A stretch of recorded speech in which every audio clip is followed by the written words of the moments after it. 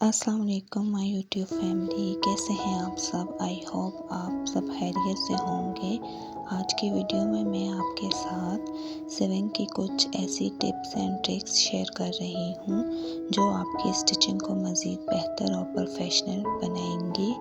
अगर आप सिलाई सीख रही हैं, ये अपने काम में सफाई लाना चाहती हैं, तो ये वीडियो आपके लिए बहुत हेल्पफुल होने वाली है। वीडियो को एंड तक ज़रूर वॉच करें। अगर वीडियो आपको पसंद आए तो लाइक करें, शेयर करें और चैनल को सब्सक्राइब भी करें और कमेंट करके अब ज़रूर बताएं कि आपको ये टिप्स एंड ट्रिक्स कैसी लगी।